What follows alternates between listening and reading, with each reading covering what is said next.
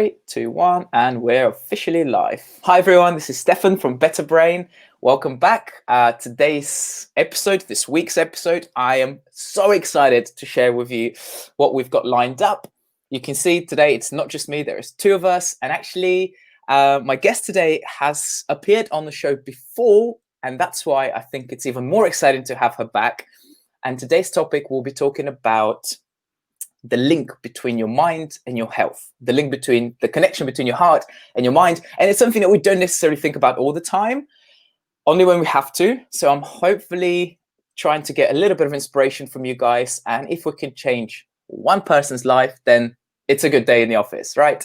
But without further ado, I want to introduce you guys to Sherazade, and welcome to the show. I'm so excited to learn from you today even more. It's been, when we're talking about this, it's been, I think, 4 years since our last interview. How has it been?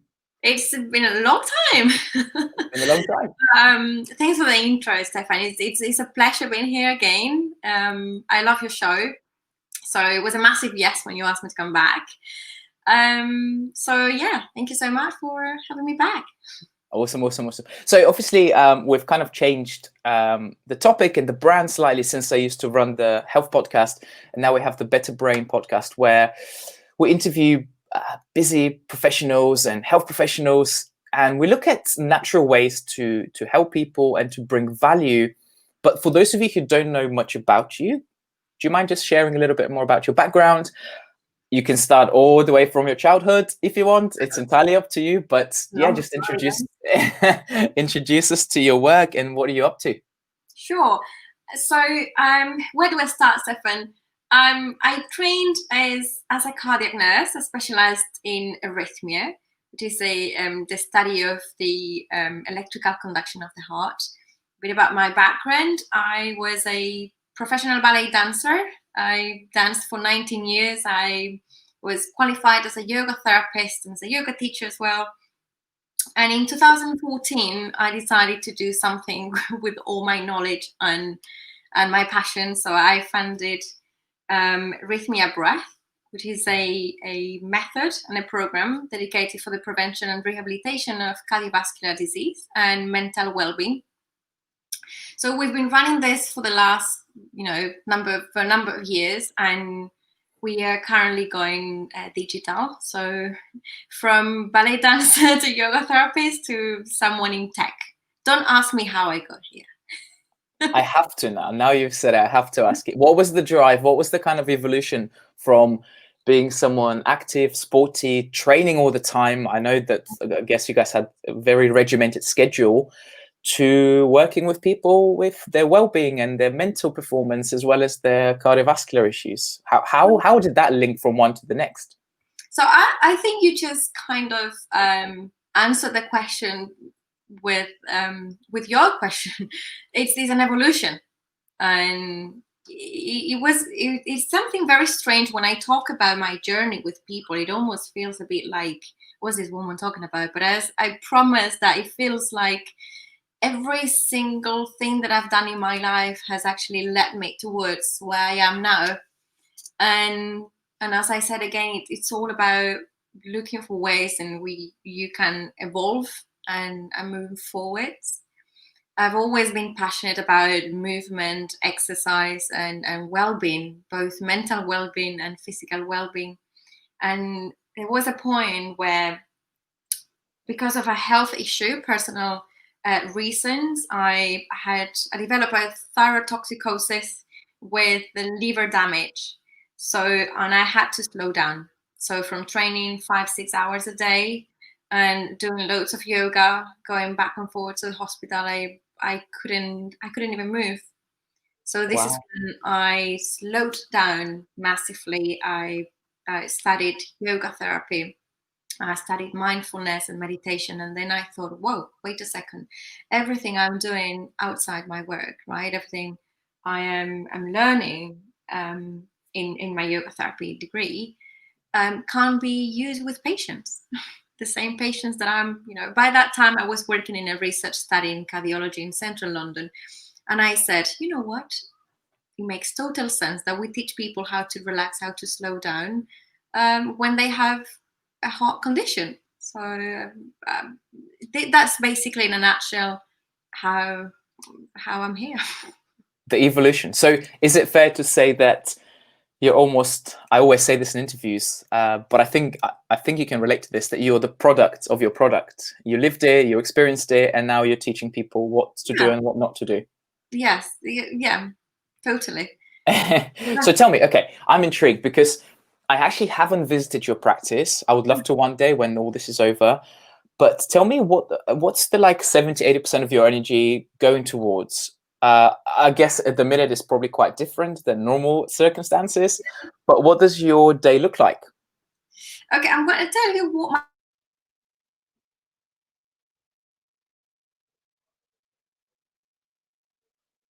with this new circumstance. So when I run my practice, I'm constantly up and down. So I'm still doing a lot of exercise, constantly seeing patients and clients, training other therapists, you name it. So going from one place to the other, from the hospital to the clinic to the studio, etc.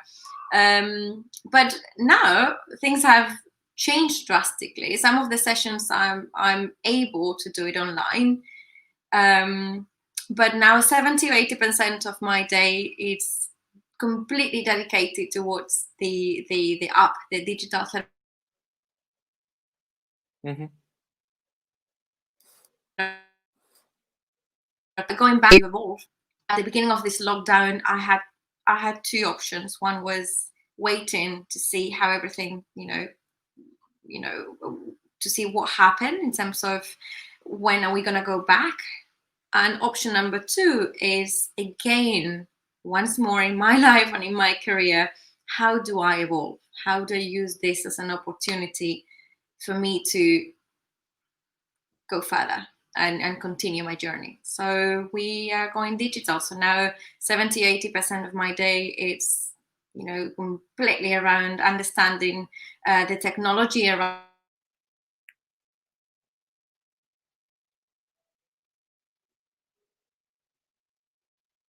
the strategies. 80% of my day, and only 10% is about exercise and movement, but hopefully it will change soon. It's really interesting you say that. Thank you for sharing, because I've had a couple of struggles myself with health challenges, but the second biggest hurdle I had was opening one of our businesses, and everything I was teaching patients and clients went out of the window. And it didn't take long for my habits and routines to completely disappear. And that's what we teach people to do now, is it's actually kind of, I've got to live what I preach, and it's really, really important to me. So I'm sure you value movement and exercise, and how that has an effect on your performance, and as well as your business and career, and eventually your clients as well. But I want to dig a little bit deeper, if that's okay. So for those of you who don't have a clue about what the heart is, cardiology, all these medical terms, let's talk a little bit more about the heart as not just a mechanical organ, but also in your website, and an amazing article you wrote, by the way, I'll put that on the show notes. You kind of talk about the complexity of the heart, which was involved with what Dr. Andrew Armour, I'm not sure if I'm pronouncing it properly. Yeah, Dr. Andrew Armour. So that's the thing.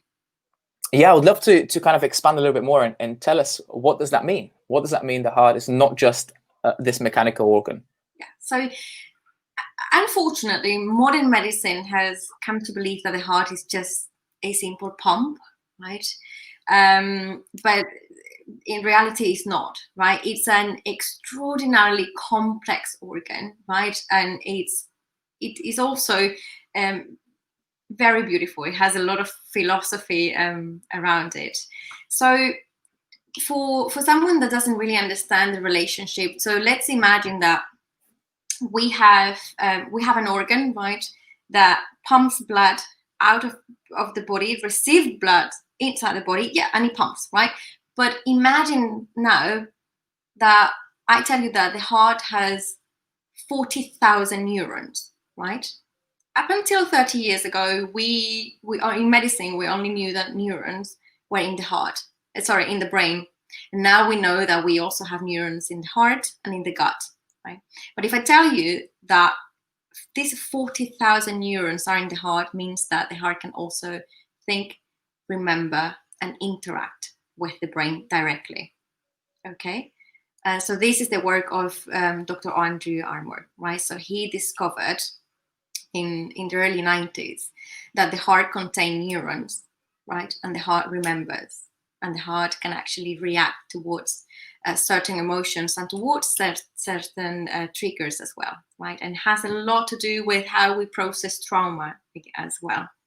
And that's a very important thing in my practice. And also, why the heart is such an amazing organ, is the only organ in the human body that has 2 billion specialized cells, and they're called cardiomyocytes, and they only belong to the heart. And these cells have been proven that they can remember. So basically, they hold on to memory. At the same time, remember that these 40,000 neurons, they also can remember, can hold on to memory, and they can react towards this external stimulus, right? That's what it makes it is so complex.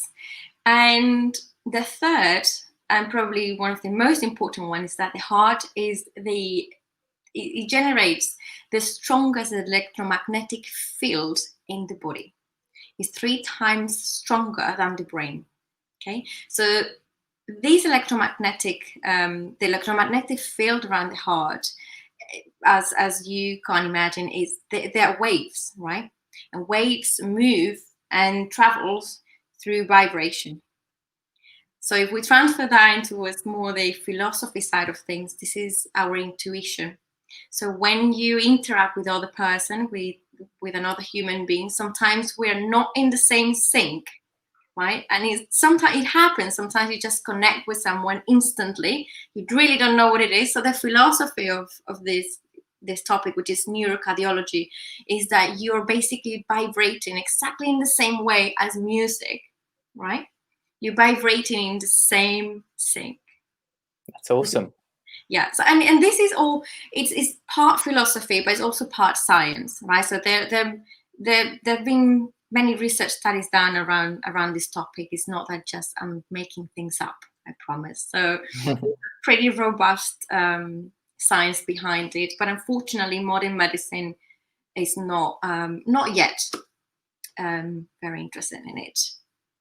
Yeah, and I think there's certainly a lot of with anything allopathic, anything alternative, we'll catch up because it just needs. It's very political, and we're not going to go there. It's probably another topic that we need to discuss.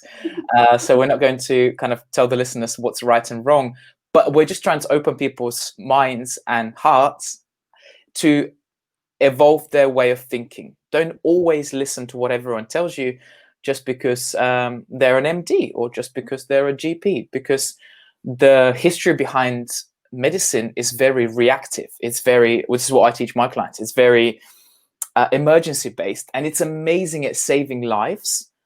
But I think what yourself and other people that we interview here are trying to do is to try and kind of approach things in a different manner as a supplementary to a healthy lifestyle, so we don't have to go to the emergency room when sometimes it's too late, right?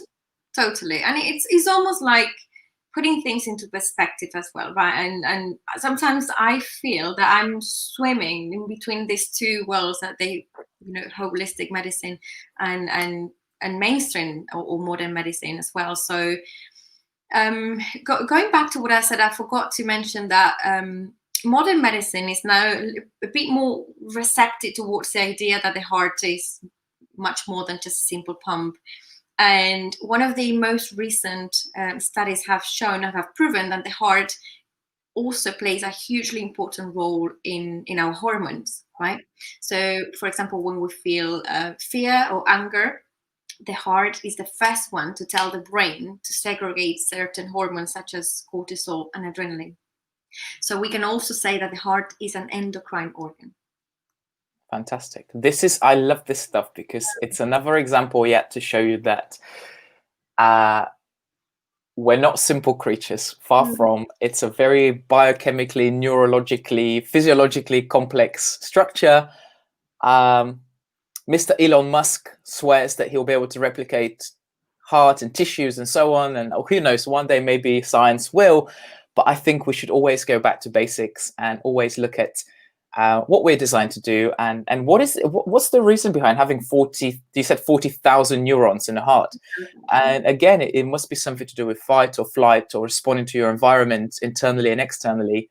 For those of you who don't know, neurons, guys, they're just communication connection systems. They're like tiny little wires that they send impulses and electricity. They happen super quick.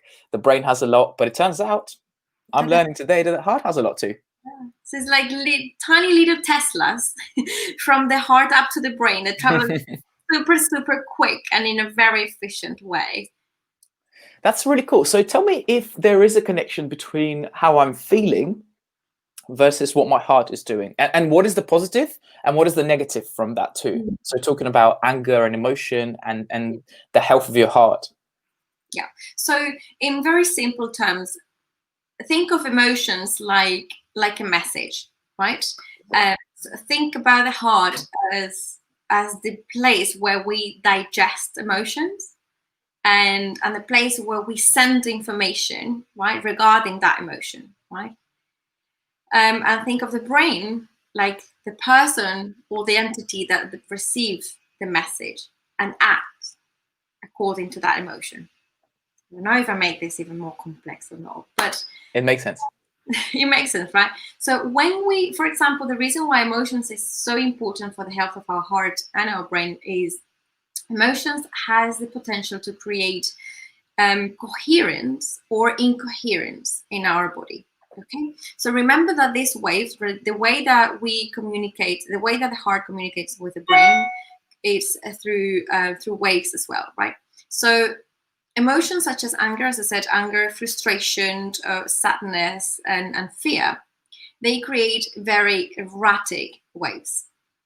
And that creates, as a subproduct of that, creates a very upset nervous system, triggering the fight or flight response, right? So these emotions processed in the heart, going up to the brain, creates this type of response, right? Whereas all the type of emotions where the waves are much more stable and in a state of coherence, what happens is that the consequence is that we have the activation of the parasympathetic nervous system. We've got a much lower heart rate, and the fight or flight response is off. So you can make this clear? Yeah. No, it's really interesting. I'm finding it fascinating as a person who will experience emotions and will experience anger and fear and frustration, as well as calmness and happiness. So I would love to kind of at some point invest in a device where it measures my heart rate variability. Oh yeah. I don't have one yet, but I think in the future I would like to see kind of maybe on my Apple Watch. I don't have the newest one, but I know it can give you some data. Who knows how relevant it is? Yeah. Oh, very relevant, as you say. That's a really good point. Well, if you have your Apple Watch, I don't have one, but with your ECG, you can actually calculate your heart rate variability, and that's really interesting what you just say, because heart rate variability is the space between each beat in the heart. So the longer your heart rate variability, the slower is your heart rate, right? And that's an indicator of well-being. A massive one as well, from what I'm reading. Yes, exactly. Yeah. So tell me, okay, so one of the things we try to do is to kind of debunk some of the myths, and I think you've been very clear in explaining how the heart is linked to your mind and the emotions we go through. But the second thing that I try to get out of experts like yourself in certain fields is to give people practical advice. People like my mum, people like my friends, people like my grandma that might be feeling very stressed at the minute because of lockdown, social isolation, fear, anxiety. I had a client or a friend the other day who texted me about panic attacks. The doctor said, listen, we can't do anything else now. Your heart physiologically is healthy. You don't have any risk factors. You're young. But she's like, a single mom going through a lot of stuff. give me one or two strategies, and these kind of natural and effective strategies that these kind of people can adopt in their lifestyle, that they can do to hopefully find some benefits to help them through this. Yeah. This is always I always try to be really careful with the type of advice I give. Everyone is different, right? And especially now with the lockdown and with this, new situation, everyone is dealing with it in a different way, right? So when we talk about resilience and mental well-being, right? I'm gonna try to give a set of exercises or recommendations, right? But I cannot emphasize enough that if someone really struggles with, mental health, or even, they feel trapped around this new situation, they should get, the proper advice. But from my point of view, going back to your question, and again, incredibly important, number one technique is breath work, pranayama, call it however you want. It's pranayama, breath work, or breathing exercises. And the reasons why is because these techniques are the ones that have been proven by science that they work. The reasons why they work is because we can actually activate or trigger the vagus nerve, which is extremely related to the heart and the heart rate variability. Okay, so deep breathing, diaphragmatic breathing, or breathing, expanding the rib cage, it's my most favorite technique on earth. That is number one. And number two, it's actually a very simple one, and it's being in contact with nature. I like that. Yeah. So I can't tell you, mindfulness and meditation. Yeah, but the contact with nature, being outdoors, getting fresh air, if possible, obviously in this times, is incredibly important. So these two are probably the most important ones nowadays. If you were to ask me 4 months ago, I would probably have said breathing exercises and mindfulness. But now, because of the lockdown, now that things are beginning to be a little bit easier, please go back to nature. Just try to reconnect with nature. Look at the landscape, enjoy the fresh air. Yeah, so that's the two most important ones that I would get. And you can actually do mindfulness while you walk around nature, while you're out there. Mindfulness or meditation doesn't need to be sitting on a chair and a bolster with your eyes closed and with a mudra. There's nothing to do with that. Just being present about how you're walking, being present about how you're breathing, what you're observing, what your thoughts, what the quality of your thoughts as well. And it has tremendous benefits. And there's also a lot of scientific evidence behind being around nature. This is called earthing and grounding. That's perhaps for another topic. But yeah, I say let's talk about it now. So is this the concept of almost balancing your natural biological charge with negative ions versus the Earth's? Is that totally correct? Yeah, that is correct. Yes. Okay. So nature seems to it's kind of like reset what you just described, especially when you walk barefoot in nature. So you can't do it, but yeah, nature has a huge benefits for our mental well-being and for our physical health as well. Awesome. Guys, if you're really, really smart, you don't even have to be that smart. You can actually do your breathing exercises in nature whilst being mindful. We like talking about health hacks and kind of giving people the best bang for their buck, the best return on their investment. One of the things I've been really concentrating on in the past maybe month or so, I've been introduced to breath work many times, but for me, having structure really helps. Not everyone's the same, by the way. Having something to follow. Do you have any recommended breath practices or apps or something that people can follow, like step by step, that you found work well, or the what's the word I'm looking for? The the follow-up is better, because a lot of times people forget to do stuff because they don't have the accountability. Yeah, yeah.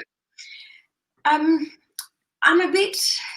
I'm not quite sure about apps out there that teach you, how to. I'm sure there are millions. Don't take me wrong. I'm sure there are millions. There's a really interesting question, because I would just do personally. I will focus on three main techniques. One is diaphragmatic breathing, slowing down your breath, so deep inhale and longer exhale, so lengthening the out breath. And number three is rib cage breathing.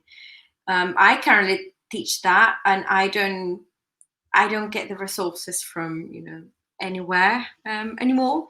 But I'm sure that there are a million resources out there, so I can't really recommend any apps or any platform. And also, when you practice breath work, you need to really see what works for you and what doesn't. Perhaps at the top of my head now, I could recommend Hoffman technique. Wim Hof. Yes. So I trained with him years ago. I did a workshop. He's the crazy Dutch guy, right? Yes, very crazy one. Everyone who is everyone great has got slight craziness in them. That's what I found. Every leader, everyone who's had an impact on the world, but the guy is like superhuman. He's the guy who walked Everest in his shorts. Yeah. His background is he was an athlete, so interesting. He's got interesting story. So I would check what he does. I would check his work. Obviously, if you have any type of condition, any type of medical condition that requires the expert advice, check with your physician first. But yeah, that's awesome. He has one sec, guys. This is what I was trying to get to, by the way, because it's the app that I've been following for a few weeks now. Although as a chiropractor, diaphragmatic breathing and avoiding shallow and chest breathing is something I've been teaching clients for a long time, but I just didn't have enough time and energy to keep asking people how their breathing is going. So we needed to find like a way to keep them accountable, some log or something that they can write down or see how long they're doing their breaths for. And I think it's simply called the WHM, Wim Hof Method app. And it links to your watch, and it's really cool. But you heard it now, guys. Breathing is important. It's essential, and I think it's another epidemic, alongside with stress, not knowing how to breathe properly. When I talk to my clients about like this hand moving and this one not, they're like, "What are you talking about? I'm breathing. I'm doing it properly. I know how to breathe." But actually, when you explain to them that because they've been breathing wrong for so many years, they can then develop reverse breath. I'm sure you're aware of what is that, right? So they say, "No, I'm breathing correctly. Look." So, and that's actually paradoxical breathing, and it's an abnormal way of breathing, which is linked to more anxiety and more stress, and it's linked as well with the chances of developing panic attacks. And people don't really know this. So, and it's science. It's nothing really to do with philosophy or not even a yogic perspective. It's also science. The way you breathe really affects your mental health as well. Yeah, that's fascinating. Do you have a theory for yourself? And feel free to share it if you don't. But do you have a theory as to why we've started to develop wrong patterns of breathing and why we're forgetting to breathe properly over decades and decades of evolution? What's your viewpoint on it? Yeah, I do have a very crazy theory around it. I thought you might say that. When we're born, we actually breathe with the belly, right? When you observe a baby, they breathe with their belly. Now, our sympathetic nervous system, as you know, it's all around the body, but it's mostly from here to here, right? You would agree with me. And for those of you guys who are going to be listening to the podcast, I think Sherazade was just pointing to her tummy and the back of her skull. Okay, and the back, yeah. So, and this is basically, well, the back of the head, right, upright and axis, is where the, how do I explain this in a very simple term, Stefan? So basically, when we're scared, right, there's a gland here that automatically detects that we are in danger, like, right? And that sets up the fight or flight response. My theory is that because everything goes kind of like up here, we tend to hold the breath, and that becomes, a habit. And also, the contraction of the diaphragm makes it even more difficult for us to breathe with the belly. So if we have a very tense diaphragm, we tend to only inhale and exhale using the upper chest and the upper body and the chest. That's my crazy theory. I like it. I think it makes sense. Well, I mean, if you think about our lifestyle, well, look what we're doing now. We're sitting on a chair, not using our core muscles. We're slouching. I'm slouching, and I'm a chiropractor, so I should probably sit up straighter. And it's just our lifestyle. It's become such a. It just doesn't. It doesn't go along with DNA and evolution. And I heard this on someone else's podcast talking about our big brains and how our heads are getting bigger and bigger compared to our masculine body. Whether it's 200,000 years ago, we used to have much smaller heads, but we used to be much more broad and stacked and muscular. So I think we just end up being like aliens. You know how they have on the TV series, like when you have the big head and the tiny little bodies, and we'll just be. But hopefully we can reverse that through practices like yours. I guess that's where yoga is really helpful as well with breathing. Yoga is my most favorite practice in the world, even before dancing, I can say. And I've been through phases in my life where I've kind of, let yoga aside a little bit. And it's what we were discussing at the very beginning of our conversation. I feel like I'm like disconnected from, from my center, and yoga brings everything back. I can't, and again, I can't emphasize enough that please try yoga. Different type of yoga, different styles is a wonderful practice that bring both the breath, the physical aspect of the practice, and the mind all into one. So it's my most favorite form of both exercise and therapy, because you can also use yoga as an exercise in the Western world. So more of a Western. You just said that, and something clicked. And I have never met a person ever who has been doing yoga for a long time, really understands the benefits of it, and that person to be stressed.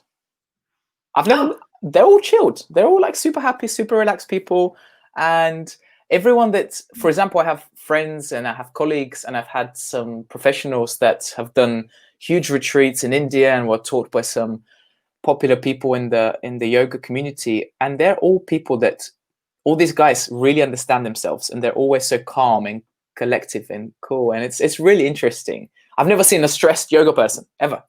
I have. You're gonna prove me wrong.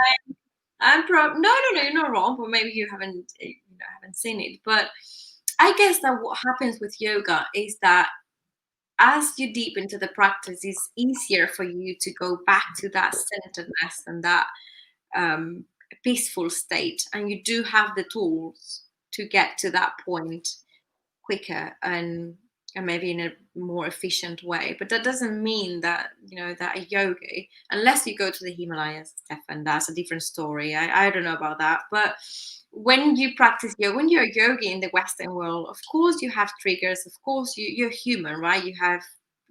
You're in a world which is constantly moving, evolving, and you receive attacks from so many people and circumstances. But what yoga brings you is that the tools and the possibility to come back to that center, as I said, and to make you feel grounded. Because it's not only that you start understanding how your mind and your body work together, but you also understand that the noise around you somehow yoga helps you to quiet that noise and bring you back into what's important. It makes you appreciate more the simple things, such as, I'm breathing. And I've done classes in pranayama sessions in yoga where, I've been breathing for 40 minutes, and I'm so thankful that I'm breathing. And I know it sounds very yogic what I'm saying, but I'm also a yogi. So I'm going to write it down tonight. Every single night, I have this gratitude practice and productivity hack, and I call it the 3-2-1 principle. So I write down 3 things I'm grateful for that happened that day, and today one of those things will be breathing, I believe. Yeah, makes me appreciate the simple things. So okay, so we talked a little bit about science. We talked about the cool things you're involved with. What are the current projects that you're working on? So you mentioned obviously having that digital transformation, going from in-person to digital. But yeah, share with us a little bit more about the projects you're involved with. sure. So we are currently, and I say we, with my other co-founders, we are developing a product whereby we are bringing modern medicine and holistic practices into platform, and that's a digital therapeutic platform. And we will also be developing our own wearable. I can't really discuss much about it, but it gets pretty exciting. And as you can imagine, it's about the breath. So again, when the idea of going digital has been in my head for a number of years now, but I never really had first a team, all the skills, and third the guts of just saying let's go forward, right? So when COVID started, as I said before, I had the opportunity to say, what do I do now? Right, everything in my life has been about evolving and transforming from one place or one person to the other. So anyway, to cut the story short, I decided that now was the time. I built a team. I found amazing co-founders. I found an IT, a team which is fantastic.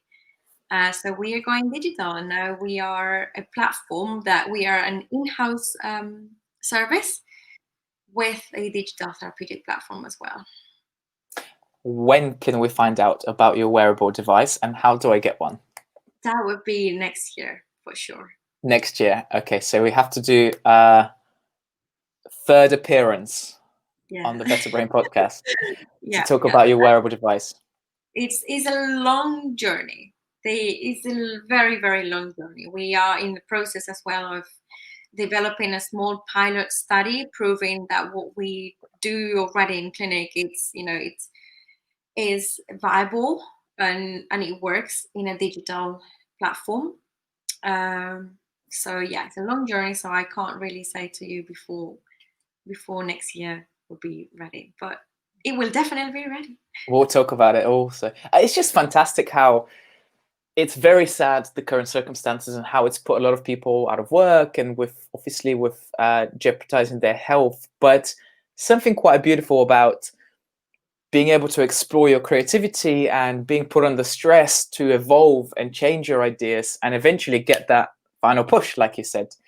So I'm sure you'll look back in time and be grateful for moving quickly enough and evolving.